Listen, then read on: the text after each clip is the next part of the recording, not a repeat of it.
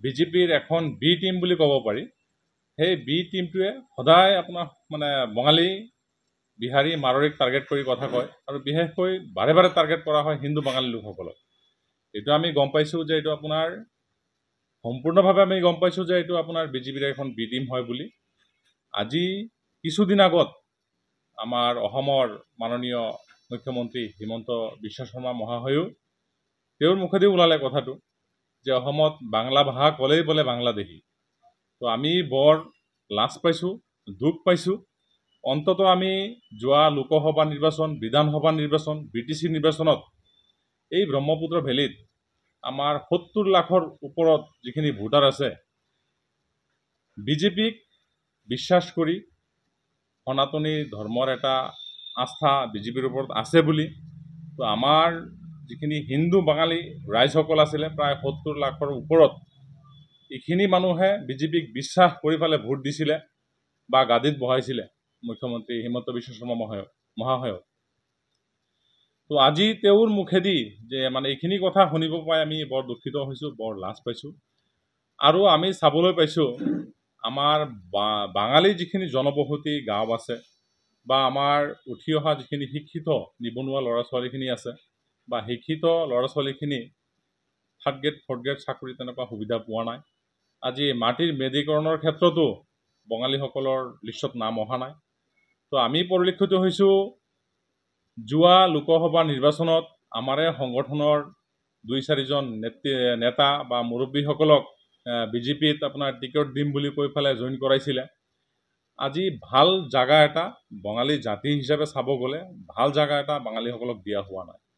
তো আমি বিগত দিনতো কৈ আহিছিলোঁ, আজিৰ পৰা 6 মাহমান আগতো কৈ আহিছিলোঁ, আজিৰ পৰা এমাহমান আগতো কৈ আহিছিলোঁ যে অসম ৰাজ্যিক যোনটো বিজেপি হয়, আজি আপোনাৰ অসম ৰাজ্যিক বিজেপিটো টোটেলি আপোনাৰ বঙালী বিৰোধী হয় বুলি আমি জানিবলৈ পাইছোঁ। আৰু এই ক্ষেত্ৰত আমি যিহেতু অনাগত দিনত আপোনাৰ খুব মানে কম সময়ত আহি আছে আমাৰ BTR নিৰ্বাচন, তাৰপিছত আহি আছে বিধানসভা নিৰ্বাচন। তো আমি কৈছিলোঁ ভোট বৰ্জনৰ আন্দোলন গঢ়ি তুলিম বুলি।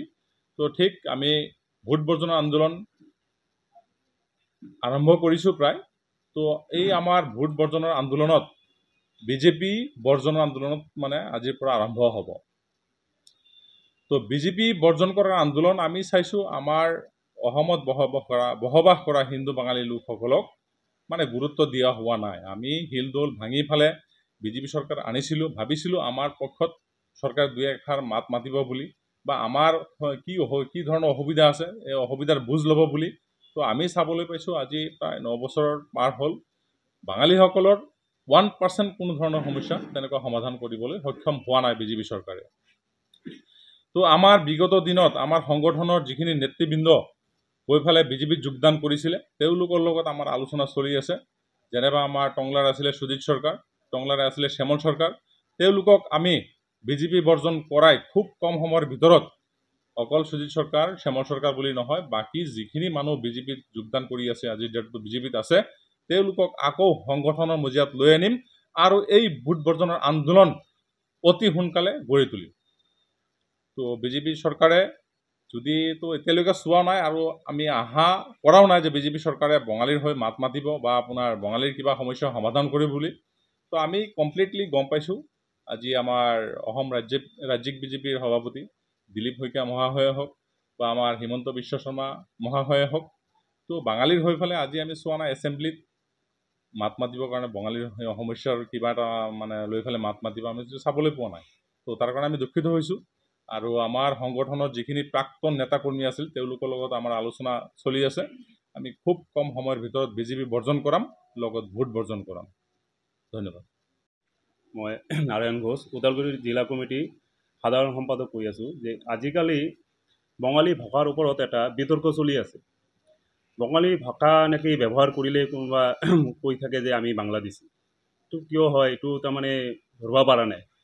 আজি আমাৰ দেশত 1652টি ভাষা আছে, ইয়াৰে স্বীকৃতি পোৱা ভাষা হ'ল 15টা, ইয়াৰ ভিতৰত বঙালী ভাষাও এটা। সবচেয়ে দুখ লগা কথা হ'ল এইটো দেশৰ যিটো ৰাষ্ট্ৰীয় সংগীত বুলি কয় এইটো আমাৰ এজন বঙালী মানুহে লিখি থৈ গৈছে। কবিগুৰু ৰবীন্দ্ৰনাথ ঠাকুৰ বুলি কয়, চবেই চিনি পায়। বিশ্বকবি বুলি ক'লে চবেই চিনি পায়, অকল ভাৰতবৰ্ষে নহয়, গোটাই পৃথিৱীখন যে আছে, পৃথিৱীতে নাম কৰা মানুহ এজন, নোবেল পুৰস্কাৰ প্ৰাপ্ত। তেনেকৈ যে ভাষাখন ব্যৱহাৰ কৰিলে আমি বিদেশী হৈ গ'লোঁ, এইটোৱে বুজি পাৰি উঠিব পৰা নাই আৰু। তাৰ ভিতৰত কথা হ'ল, আজি আমাৰ দেশত যিটো ৰাজনৈতিক দল বিজেপি, চবচে ডাঙৰ দল বুলিয়ে ক'ব লাগিব আজিৰ ডেটত। তো ইয়াৰ যে প্ৰতিষ্ঠাপক, সিও এজন বঙালী মানুহে, আৰু এইটো বিজেপি কৰা মানুহে আজি বঙালী ভাষা ব্যৱহাৰ কৰিলে এনেকৈ আমি বাংলাদেশী বুলি কয়। তাৰ ভিতৰত কথা হ'ল, আমাৰ বঙালী মানুহৰ বহুত অৱদান আছে। আজি স্বাধীন ভাৰতৰ পৰাধীন ভাৰত যিটো আছিল, এইটো স্বাধীন কৰিবলৈ আমাৰ বঙালী মানুহ যেনে নেতাজী সুভাষ চন্দ্ৰ বোস, ক্ষুদিৰাম বসু এই দেশৰ কাৰণেই শ্বহীদ হৈছিল। তো এই আৰু কি ক'ম, আমাৰ বঙালী যিটো ক'ব লগা আছে বঙালী মানুহৰ ভিতৰত, তো বহুত দুখ লাগে চৰকাৰৰ ভিতৰত, কিন্তু চৰকাৰৰ পৰা আমি এইটো আশা কৰা নাই। আমাৰ বঙালী মানুহ এটা ভাৱনা লৈ বিজেপি চৰকাৰক ভোট দিছিল যে আমাৰ হিন্দু বঙালীখিনিৰ যিমানখিনি সমস্যা আছে এই সমস্যাখিনি সমাধান কৰিব, কিন্তু এইটো নহ'ল। সবচে আমাৰ গৰ্বৰ বিষয়, আমি সনাতনী, আমাৰ সনাতন ধৰ্মটো আমাৰ বিশ্ব দৰবাৰত যদি প্ৰতিষ্ঠাতা কৰিছে, সিয়ে বঙালী এজন, বিবেকানন্দ, চবেই চিনি পায়। আজি আমাৰ সন্মানীয় প্ৰধানমন্ত্ৰী বিবেকানন্দৰ আদৰ্শৰে চলি থাকে। তো আমি এইটো বিষয়ত আৰু বেছি নকওঁ, ইমানখিনিয়ে ক'লোঁ যে আমাৰ মুখ্যমন্ত্ৰী মহোদয় এজন প্ৰতিভাশালী মুখ্যমন্ত্ৰী, তাৰ অভিজ্ঞতা বহুত। তাৰ ওপৰত আৰু কি ক'ম, মই এজন সাধাৰণ ল'ৰা। তো আমাৰ বঙালী মানুহৰ লগত যাতে ন্যায় হয়, তো বিচাৰি আমি ছাৰক এনেকুৱা কথা জনালোঁ। আৰু কি হ'ল, আগন্তুক দিনত মোৰ দাদাই ক'লে যিটো ভোট বৰ্জন, যদি আমাৰ সমস্যা, ডি ভোটৰ সমস্যা আৰু বিভিন্ন জাতীয় সমস্যা যদি সমাধান নহয়, আমি ভোট বৰ্জনৰ কাৰ্যসূচীটো ধৰি লওক অহাকালিৰ পৰাই ল'ম আৰু।